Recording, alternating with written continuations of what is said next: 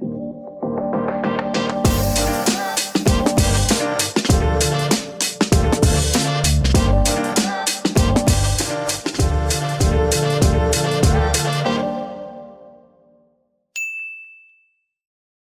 back to another episode here on the Hart Hustle Podcast with Jill, another leader doing amazing things. Jill, we appreciate you for coming on in. If you could just kind of start off, people, what is the organization you represent and what is your title? Sure, I'd be happy to. Thank you so much for inviting me here today. I'm really looking forward to talking with you. So, my name is Jill Nosach, and I am the CEO of SOS Children's Villages USA. Love it, love it. We're going to just start off with a really kind of good question here before we kind of get into what you guys are doing at that organization. How do we break cycles of trauma that span generations? One of the things that we talked about. And you said you believe it starts with one adult saying, "I'm here, I see you, you matter." Did you experience that in your own life, or you just realize as you grew older that we need that one person to just kind of be there to continue to uplift us when we are down? How did that come about? Oh, what a great series of questions. I think one thing you asked is, did I experience that as a child? And absolutely yes, there were adults in my life who were trustworthy, who let me understand that I mattered to them, that I was important. And that can either enhance your life right from day one, or also it can actually change and rewire your brain. So if you've had adverse experiences as a child and you are in a place where you don't feel loved and you don't feel worthy, and you will start to be not only mentally ill but physically ill once you start experiencing and continue over time to experience things like trusted relationships, feeling loved, feeling part of a community, engaging in education, your brain will actually start to heal. So your trauma will reduce, your emotional responses will normalize. But even more miraculous to me is that your physical health also improves. And there's been lots of studies on this, and it to me it's just absolutely amazing. And it is something that I've felt the power of in my own life. And I'm so humbled to now be able to play a very small part in other people's lives. And it's very rewarding. How long have you been in this space? I have been in the nonprofit sector for almost 40 years. 4 or 40? 40. Oh my God, you did, come on. No way. You look great. 40 years. Oh, a long time, long time. For Almost. me, I always say 10 years, but when I hear somebody say 4 decades, yeah, that is you truly just living in purpose, the passion. When did you realize that this was the mission that you wanted to? Because I feel when you're in that nonprofit space, especially, that you're in the space of really giving back. You're wanting to help someone overcome something or something with, when you're in the nonprofit, that's really all it is. It's you helping the next. What got you to that? When did you realize this is the mission? I want to continue to give back for the rest of my life. Oh, what a great question.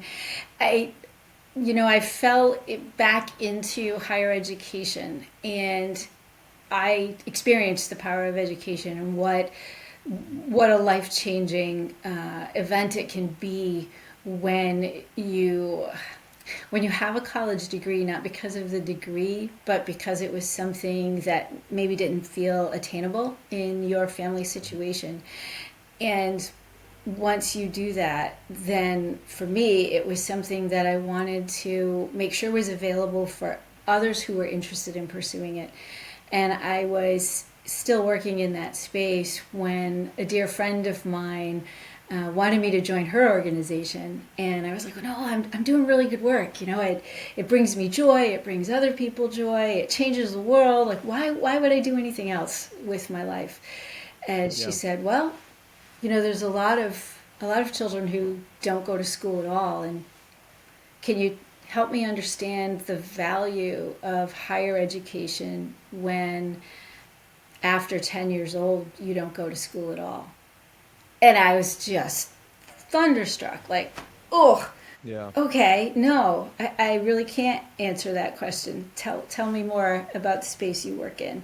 And that's how I really got involved in better understanding the importance of your entire childhood and youth, and that it doesn't begin with higher education. It really begins with trust, and it really begins with love. Um, and even if it doesn't begin with trust and love coming in can really be transformative. Where do you think it gets lost? Trust and love. Everywhere. Where do you, It's hard. and I say that I sit here and think, right, like my just recently where I think Diwali just happened or something like that. So we went and gave our neighbors some chocolate that day, and she obviously gave back my daughter that's only 4 years old like an apple and some stuff, and my daughter automatically took it, right? And it's as parents, you're like, we don't just take anything from strangers, even though it's a neighbor. But my daughter responding, she wouldn't hurt us. Like, why are you guys so upset, right? Because she has this trust in them. When do we lose trust? When do we lose love? Like, it is something that we all, I feel, kind of grow up with, born with, and at some point something happens. Is it within the family? Is it strangers? Like, what do you think that all stems from? I think it all depends. Unfortunately, it can happen right in your family. I mean, this is something we know. This is why we have so many systems in place for children, um, and why that happens is probably a whole nother podcast, right? But the the effect on a child, it can be what they learn and the only thing that they know, and then it becomes something that they carry with them and pass on to the next generation. And I think you also speak to a really good point of awareness. I'm sure you've noticed with your own children, there's a point where they're very happy to be held by almost anyone. And then there's a point where they become, my grandmother called it strange, where they're Yeah. suddenly aware of this isn't my mother or my father or my family, and they're uncomfortable or they'll cry when you put them in someone else's arms, right? So there's that awareness of perhaps I'm not safe here. And Yeah. then you see that again with young children, like you were talking about with your daughter, where there's a period where they're very trusting and accepting if they haven't experienced traumatic hurt or abuse or neglect. So they're very willing to take that apple. They're very willing to bite right into it because they just universally trust. But experience could teach them otherwise. It could be being pushed down on the playground. It could be being bullied. It could be Yeah. not being noticed in school when they're raising their hand. It could be many things where they start to realize, like, oh, not. I'm the center, perhaps, of my parents' universe, but I'm not only not the center of everyone else's. There are actually some people who will do me harm, and you learn that. You learn that on the playground. You learn that at school. Unfortunately, it can be a part of life. I think it is a part of life. So then, if it's small, your own resilience and how you overcome it is a strong factor. But if it's larger and you can come to a trusted adult, you can come to your mom or your dad or your grandmother or your caregiver, and they can help you through that. That's where you can then regain that trust. I love it. And when we talk about, let's kind of go back to the organizational Sure. part of things that you deal with on a day to day. What does that look like? What are some of the program services? What does a day to day look like for you guys? Sure. Well, the day to day can vary in many contexts. So, what we do is we provide the care that you would need if your parents are no longer with you. Um, and that could be because they've passed away, or that could be because you've been removed from your family because your family was a place where you experienced neglect or abuse. And so basically, we raise a child. We have a couple of components. We keep all siblings together. So, unlike some of the foster care that we're familiar with in the United States, we don't remove one child from the family. We keep all of the children together where it's in the best interest of the child. Certainly, if one of the siblings is one of the abusers or part of the problem, then we're not going to keep you all together.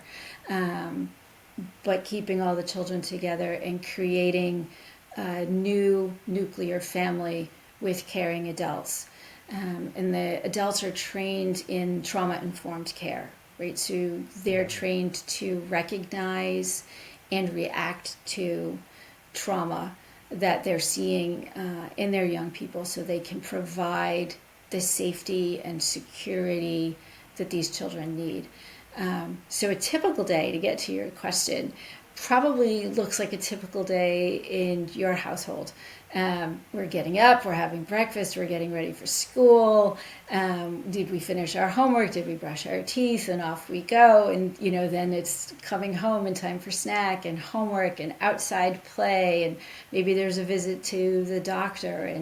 And maybe there are play dates like you would have with any other home to make sure that Yeah. a full sense of community is experienced by the child, And then as they're growing up, that starts to change, and we start looking at things like, well, what would you need for a part-time job after school, or maybe you are an athlete, and what does that look like, and what is the schedule to get you to all the games you need to be at, or maybe you're an artist or a poet, and you're developing into a teenage person, and all of the joy that comes with that, and also all of the struggles that can come with that. And then Yeah. for the oldest child, for us up to the age of 24 or so, because I don't know about you, but I don't know many people that at 18 were just magically self-sufficient adults.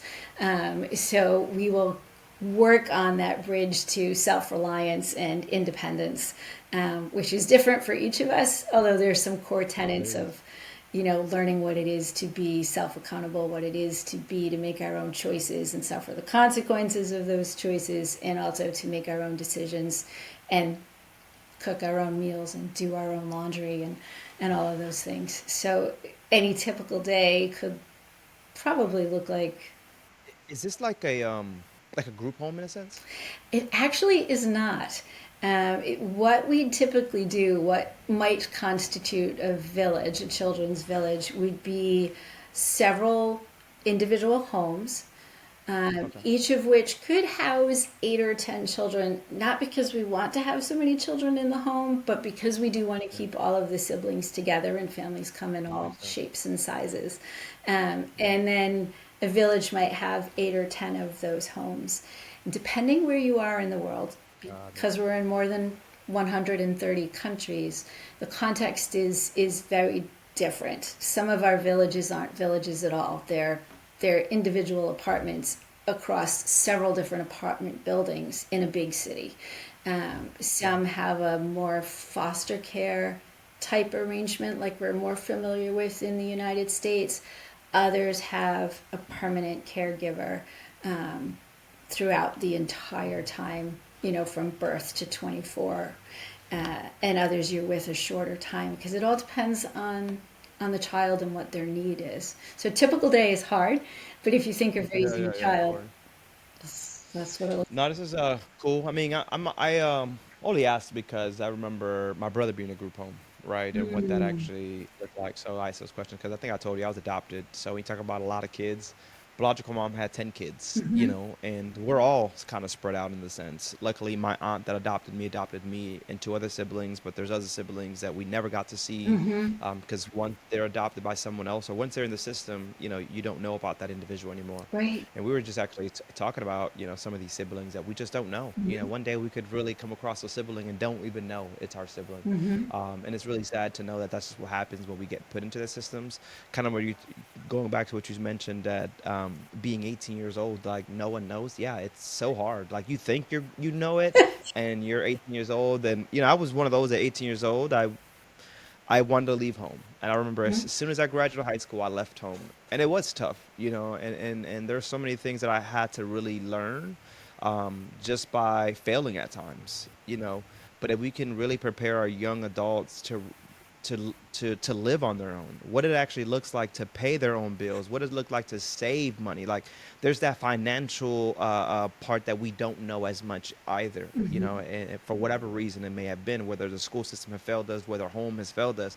There's so many things to really learn. I love that you guys are really pouring into that, into what it looks like when a child is aging out and not just leaving them high and dry, because a lot of times that's just kind of what happens to Exactly. people when they age out. So you What's guys are the biggest definitely. thing that you learned at that time? I mean, that's so compelling hearing you talk about leaving home at 18, right? Because we all want to be independent, and or maybe we don't all want to be independent, but I wanted to be Well, independent. Jill, I did. I definitely did want to be independent because me being adopted, I was at home feeling like I felt unloved. I felt unseen at times. I felt the difference of how she was raising her own kids versus us. Oh, And now, as an adult, I just realized she did the. And this is one of the things she mentioned to me, and I thank her for this.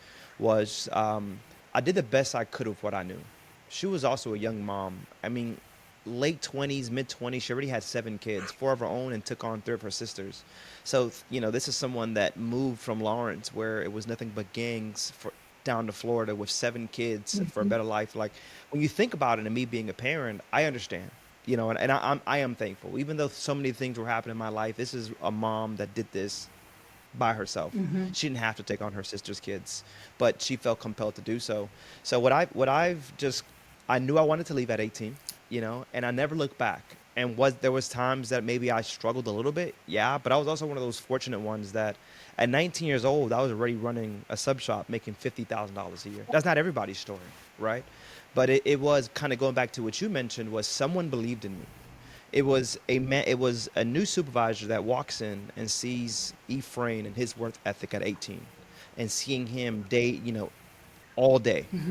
And a lot of it was because I didn't want to be home, so I'd rather have worked, right?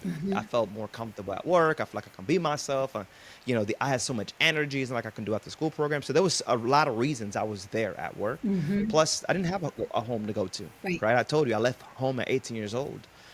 So there was just a lot of factors for me on what I felt like. I just felt like I grew. All that was just really learning lessons. And I talk about financial situations because I remember making all this money, and every week, Jill, I'll go buy me 2 pair of shoes. I'm buying this. But in reality, I should have been able to invest in a home and a new car. I was still driving a 94, Honda Civic. But no one told me how to save money or where to utilize the money. So I love that you guys are mentioning that. Just that is, we're setting them up for what life has to offer. I even go back to a friend that I had, that him and his sister were separated. So he felt like he was kind of on his own at times. And when I found out he was 18, still living in a home with 4 other foster kids, and at 18 years old, they start to receive these checks, ideally, as long as they're in school. So when I found out she was charging him $500 when he was only getting $1,000, it bothered me, you know. So I had rented a 5-bedroom house at 19 years old, and I said, "Hey, just move in with me. I'll charge you $300. You have your own room, but you have to go to school and get a job. I'll help you get a job." And I did. I helped him get a job. I was like his legal guardian, even though I was like a year, 2 years older than him, because I just had this. I was forced to grow up, right, Jill? And then you hear that a lot. I was forced to grow up, and just seeing what that looked like, me just being a part of his life and how he changed his life and how he did go to school. And then when I wasn't part of his life, how his life changed and he's no longer with I'm us, sorry. right? It's having someone that believes in you is so crucial in life. And I even kind of go back to the people that are working for you in these villages. Like, how do you empower them to be that one person? 'Cause I think that's important as well, right? It's not just a job. You got to be that person. How do you empower them to do that? Well, it's such a great question because there's so much to what you just said. I think a lot of it is also believing in them, um, Hmm. and making sure they feel that, right? So uh, you're running the household, so you run the household, right? No one want We don't want to be micromanaging, so it's also having faith and trust with strong systems, because child protection of course, is the number one thing that we do. If someone is in our Hmm. care, then we have to make sure that everything is as it should be. So there is, oversight, of course, and yet the power to raise the children as within the guidelines that we provide and that we have to follow. So it's one of those places of tension, and I think it could be with any employee, or even what you were talking in about with the young man, slightly younger than you, man, that you brought into your home. Um, Finding that right place for that right individual to thrive is going to be very different, because listening to your story, what you needed to thrive was different than what he needed. So I think the most important thing we can do is really pay attention to each and every person that we're working with, and begin to understand as best we can what they need, so that they can develop their full potential and they can feel proud and happy with the work that they're doing, because they're going to be better at the work that they're doing, and the children that they're raising are going to be better for that. And so there's no, for me anyway, I haven't found one blanket approach that works, because Yeah. what I need and what works for me won't be what you need or what's effective for you. So that to me is on each and every leader to really listen and pay attention and know that we're not the audience. Each person is individual. You started with that about people feeling and being seen and heard. Um, to me, those aren't just empty words. There's a lot more behind that that really Yeah. that really motivates who we are and helps us become the best that we can be. If the Heart and Hustle podcast has ever sparked any idea or made you think differently, do us a favor. Make sure to guys share this, post it on LinkedIn, or even text that nonprofit friend that you just have. Whatever works, this is what keeps the conversation going and allows us to just grow this community together. Seriously, we appreciate you. I tell you, seen and heard is so like I grew up thinking like as I mentioned earlier, I didn't feel seen or heard, right? Mm-hmm. And I think that really sh- brings it brought a lot of things in my life. So yesterday I actually received a message from someone, and now I'm like out, I'm speaking, I'm doing TikToks, I'm doing all these different things. And this girl I haven't spoken to in years, she's like, I'm so proud to see who you are. You were so shy, and just to see who you've become is cool to see. I'm so happy for you. And if you hear any of my friends, that no one will tell you that I'm shy, but there was that right when I was going. I'm ninth grade. I'm being sexually abused. I'm adopted. Really feeling why me, like wanting to know why was it adopted? Where's my real mom? Where's my real father? Real father sometimes calling says he's going to be, show up. He doesn't show up. Like there's all these things that are really kind of going through in my life. So yeah, that feeling seen and heard is very like same thing with my parents, right? I think there was a lot of resentment there. Like they they didn't hear me. They didn't see me. They said they were coming. They didn't. Did they really love me? All these things are kind of going through my mind, and I wasn't a shy person. It's just life was lifing. Even goes back to school. I was acting up at times, and it wasn't that I was a bad kid, right? It was just more of probably screaming out for help. And I don't know that our teachers understood that. Like when we talk about our teachers, there's those that understand how to work with certain type of kids, and I don't know that every teacher understood that. But then I did have teachers that would pull me aside and say, Efrain, like, this is not who you are. What's going on? Mm-hmm. Right? And those teachers I remember in my life that they cared. A lot of times is it wasn't what they said, is how they were saying it, right? And even as an adult, we know that. It's for our own kids, we teach that. So yeah, there's just a lot to learn. Everybody's a little bit different. Everybody needs to be loved a little bit different, spoken to a little bit differently, seen a little bit differently for who they are, more importantly than anything. So I love it, Joe. But I ask you, you're in a place where you hear these stories all the time, and there's so many different stories, and I could imagine that they're tough stories to listen to Mm-hmm. every single day, and you've done this for years.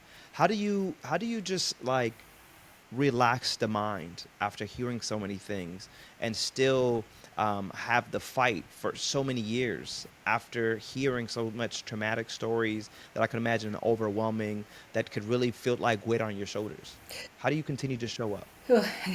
Some days are much harder than others. You're absolutely right. For me, I would say that it's three things. One is partnership, one is nature, and the other is, I'm going to say, intentionality. So, starting with the third, intentionality, one of the things that we've adopted in our daily course of work is something we call mission moments. Um, and it's hearing these amazing stories, either from the children themselves, from the caregivers, sometimes from another person that you're working with, that are like a bright ray of sunshine that just comes through a cloud when you've just had not just a rainy day, but you're walking through a storm.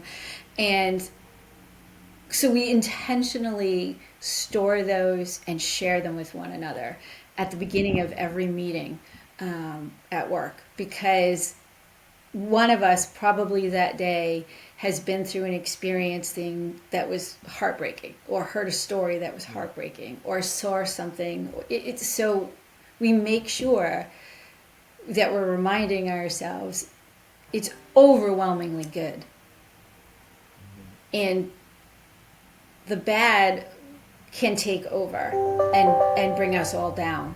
And then we can't do the good that we're here to try to do. So that's what I mean by intentionality. It's actually quite practical. Um, and but you have to have the discipline to make that part of every meeting, even though it may not feel like business. Um, Yeah. it is. And then for me, there's a lot of talk about, go outside, get in nature, and that's good. But for me, it's water.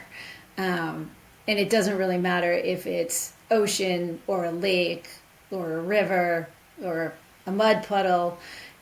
There is something there that touches me very, very deeply, and I can feel myself even just talking about it.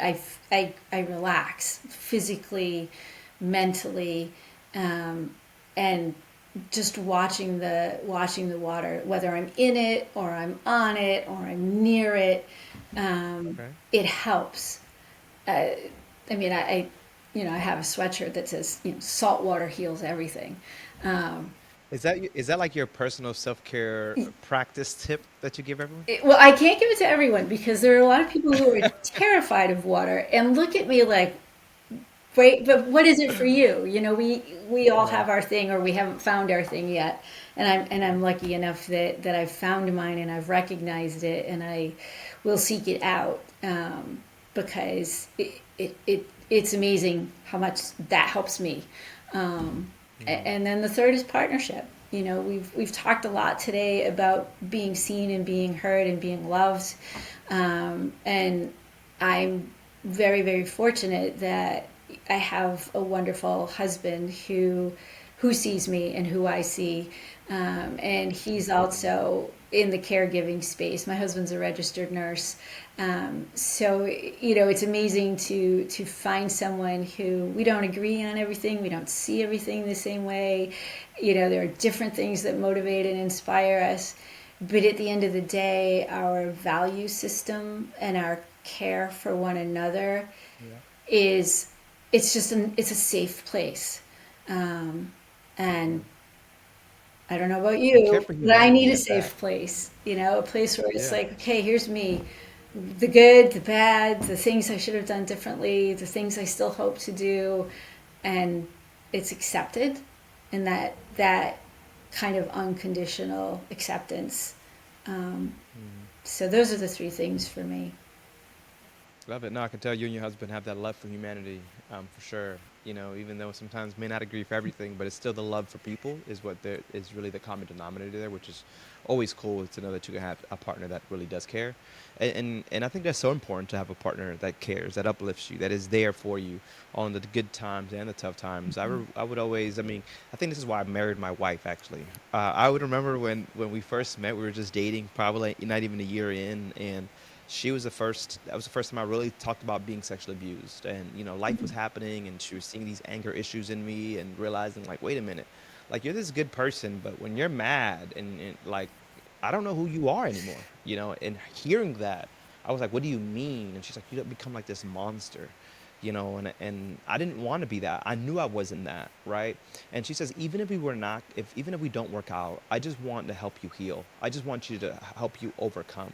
And when she said that to me, I just never heard that in my life, and I was like, oh my God, like that was it. I'm marrying this girl, and I did. Here we are now, 13, 14 years later. But Congratulations. it, that partnership, and a partnership that could mean in a relationship, it can mean those good friends. Even that sometimes having what I've realized at 35 years old, right, last year, was that there was friends that they're great friends, but sometimes was almost dimming my light, right? That negativity, that they would call you with the negativity, they would always call you about the drama that they was going in their lives, but they never really asking how were you doing in times that sometimes I needed that, right?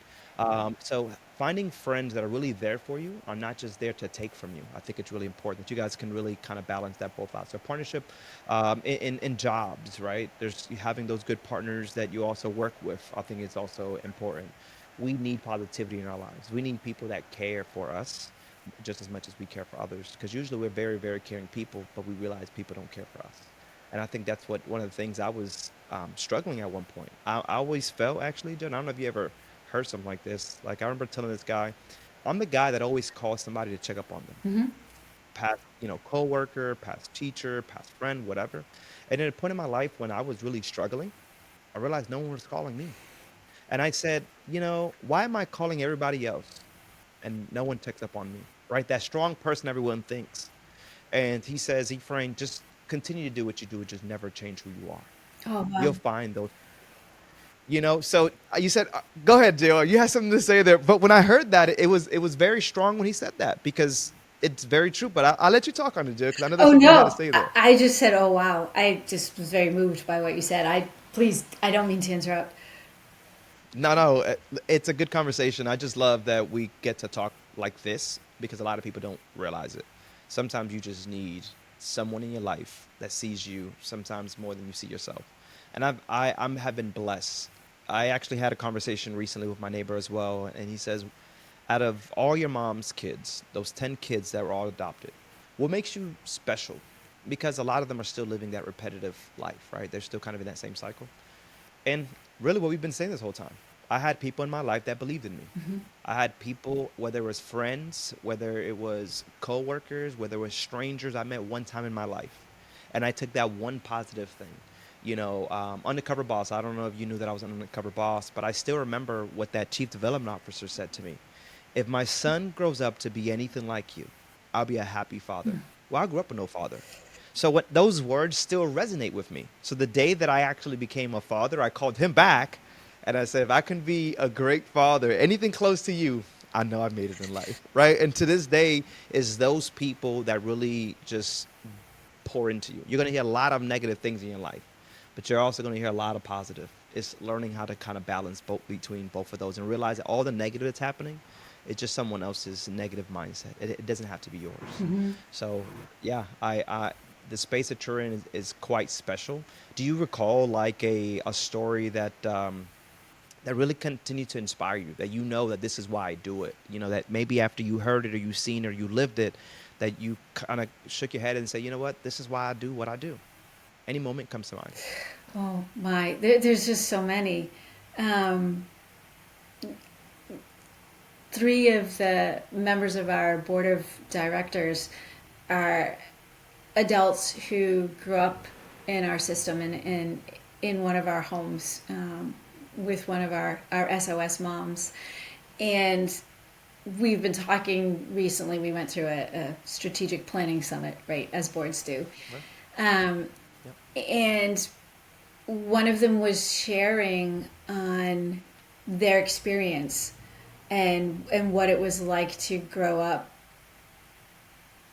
with their siblings and this mix of biological siblings and SOS siblings and their SOS mom and the connection in the family. And it's sort of what you just said. When times get tough and there's a lot happening in their space, they reach out and call their SOS mom and their SOS brother to say, how are you doing? How are you handling this? Are you taking this in the same way I am? And how are you coping with it? And how are you doing? And that giving and taking, I think is just so important, and it strikes me. I I don't have any siblings of my own, and so I listen to those conversations with delight, um, and I've found that kind of relationship with friends and with my husband and with my parents, um, but not having those siblings and hearing people talk about how important that is throughout their life. It's not like it was a childhood thing. It's an adult thing.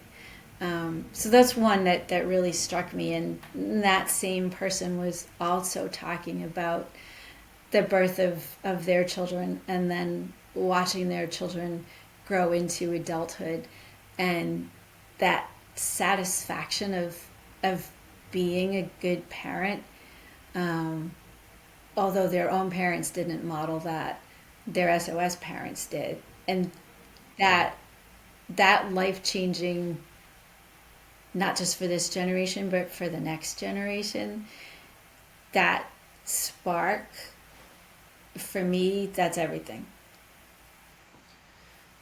That's what I've realized. I think becoming a parent, even before a parent, but definitely becoming a parent, when I realized life isn't even about me. It's Yeah. about everybody else, right? It's about my kids. It's about their family and what that actually looks like.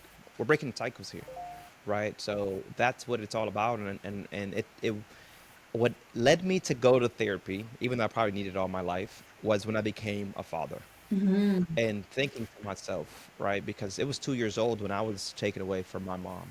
And as my kids kind of approached the age of two, that's what kind of ran through my head. Like I couldn't even imagine, like I remember telling my wife, if please, if anything happens in this relationship and we become parents, that we work this out because I did not want to repeat the same cycle that I've witnessed. I didn't know what a father looked like, but I knew that I knew what don't need to do, which is please at least show up, be present, because a lot of times that's all they have to do is just show up, be present. I think that makes a difference. And whatever, for whatever reason, they don't, and that's just kind of their life. But there was those moments that I was kind of thinking, because now, believe it or not, even though I have all these brothers and sisters, kind of to what you just mentioned, my friends and the ones that my kids know as their TT and Tio are actually my best friends.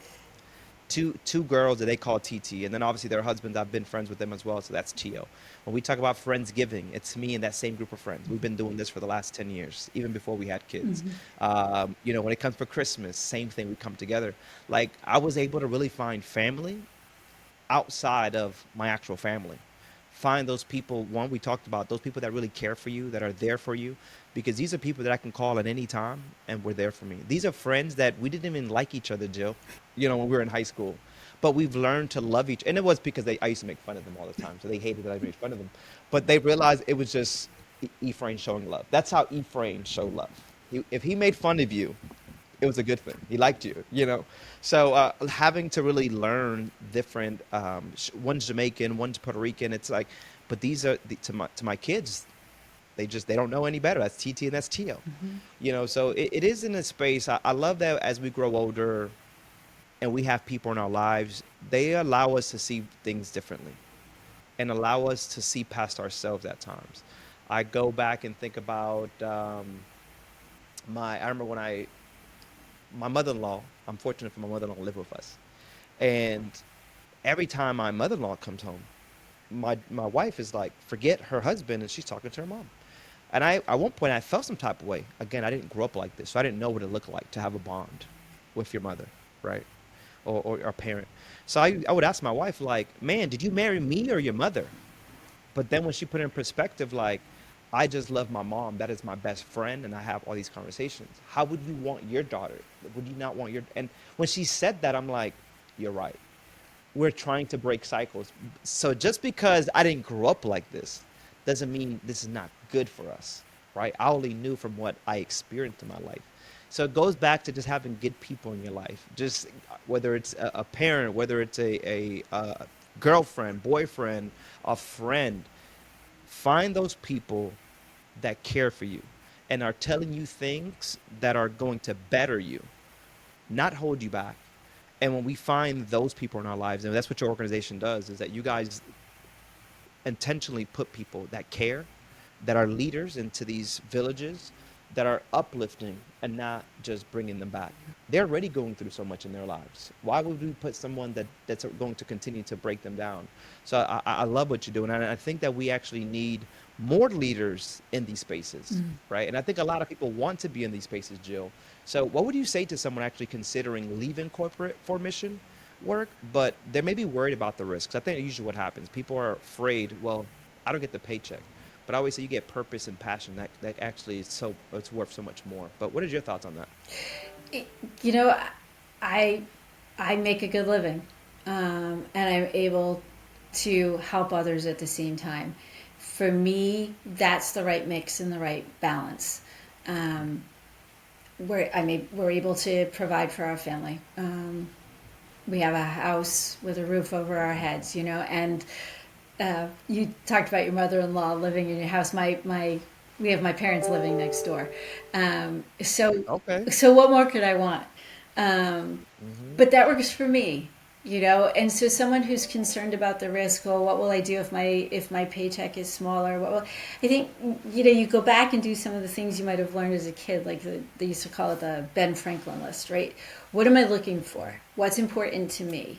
Is it more important to me at this stage in my career to have financial security? Financial security, as you said much earlier, is really important. Am I starting a family? Am I expecting a family to go to college? Do I have elderly or other people in my life that I'm financially responsible for? That may be the only path I feel like I can choose at this moment. So maybe you volunteer somewhere first and get a sense of how fulfilling for you is it to be Hmm. mission driven, right? You can test the water. You don't have to jump from one to the other. You can, but you can also move a little more slowly and see if this is important to you, and also see if it helps you sometimes shed some burdens. The trajectory of your career, sort of up or out, right? Like keep improving, keep getting a raise, keep working harder, keep working longer hours. Is that right for you? Um, is that allowing you to be present and show up for your family or for whomever you want to show up? Maybe even only for yourself. And I don't mean only yourself, right? But like, Yeah, you yeah. know, are you getting what you expected out of it? Because we all need different things.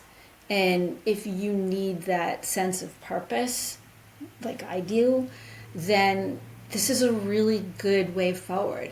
And and a nonprofit is a business, right? Sure is. I'm not investing, our profits don't go to shareholders.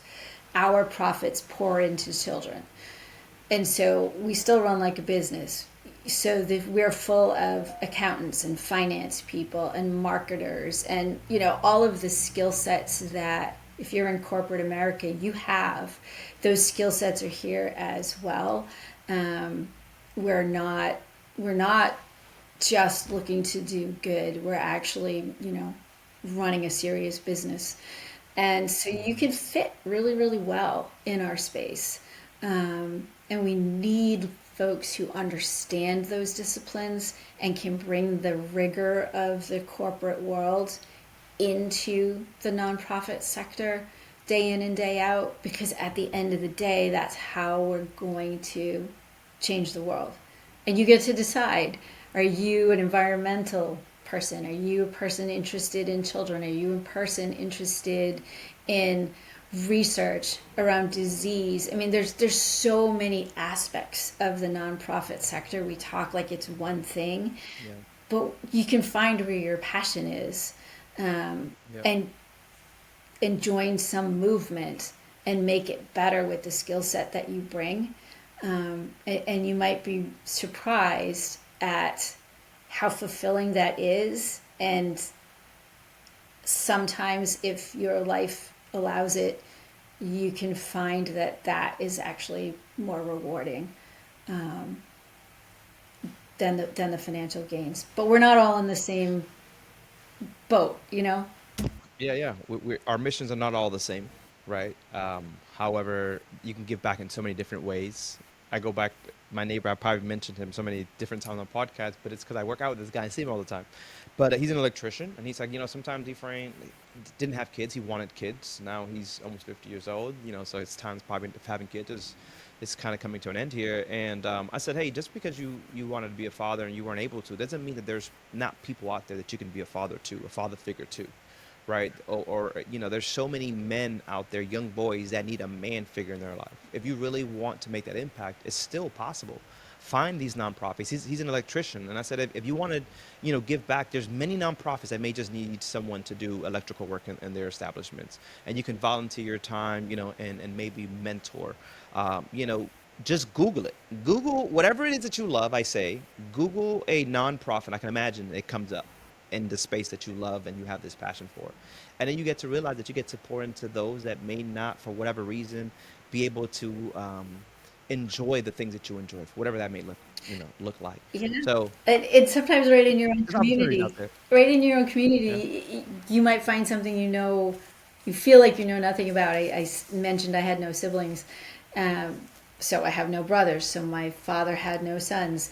My father was the Boy Scout leader, in because they needed one. He knew Yeah. nothing about it, but that's what was necessary. And so then he went off to Boy Scout camp, and he learned about camping and all the things that you have to pass on. But it really wasn't about the camping or any of the other things. It was about having a trusted adult and Yeah. being a It trusted, was never about him. As we said, it's not about us. you know. So it's amazing the ways that you can get involved if you Yeah. just offer your service. It's unbelievable.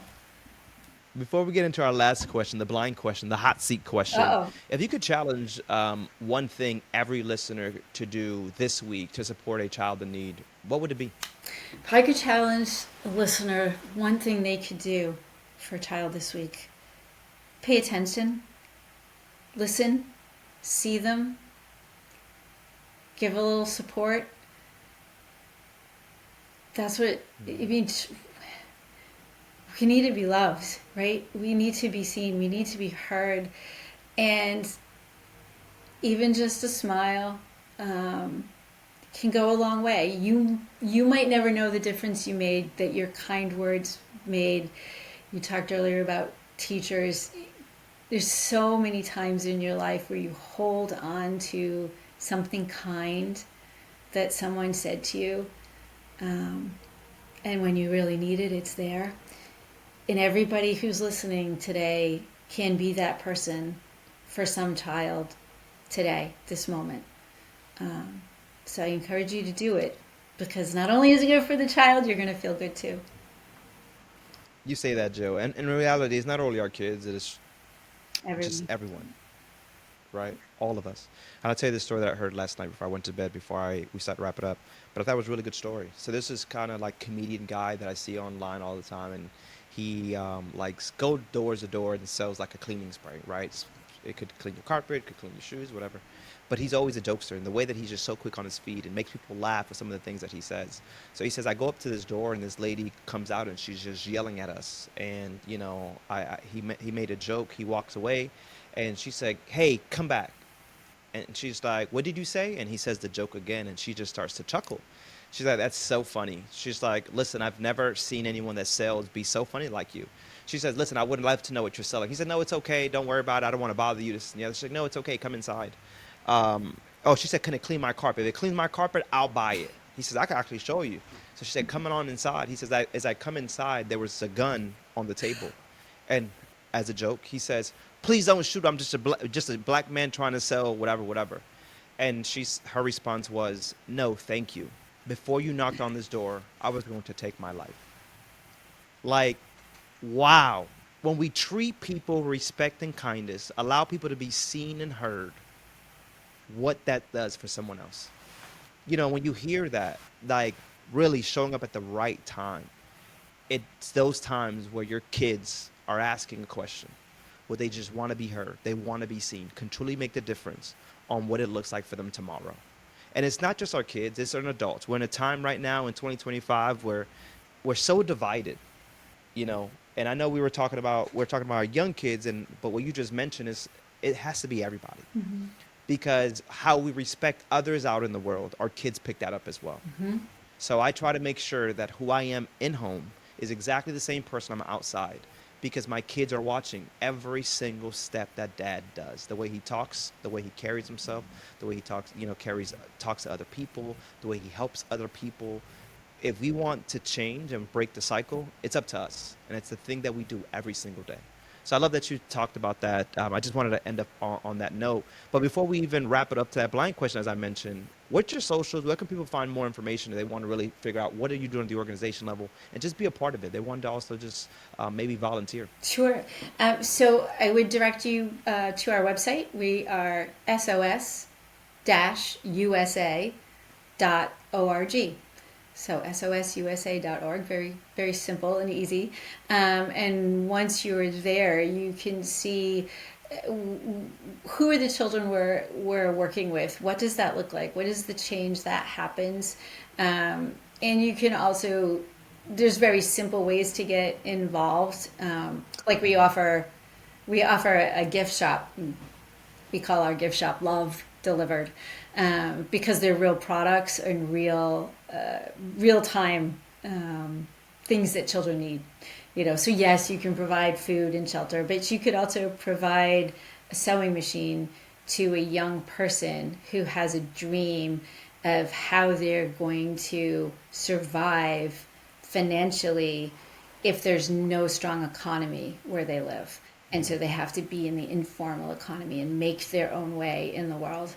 Or, you could provide a pair of glasses for a child who can't see, or any other adaptive equipment that a young child or an older child might need. So there's some cool things there that are different and remind us of what that might look like. And you can also take a look at, what are our core values? What is the mission we stand by? And what opportunities are there for you to become an important person in someone else's life if where you live and how you live doesn't seem to be providing you the opportunity that you're looking for? This has been a good conversation. I'll leave you with this last question. You lead an organization dedicated to children and families, but what's one personal fear or failure you've never publicly shared that shaped the way you actually lead today?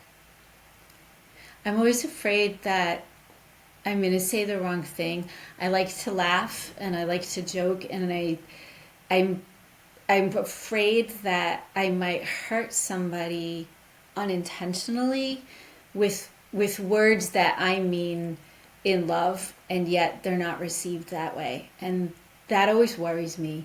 So I sometimes will laugh about something and then think I'm kidding, right? I'm kidding, because you might be coming from a place where somebody used humor against you, and I'm always afraid of that.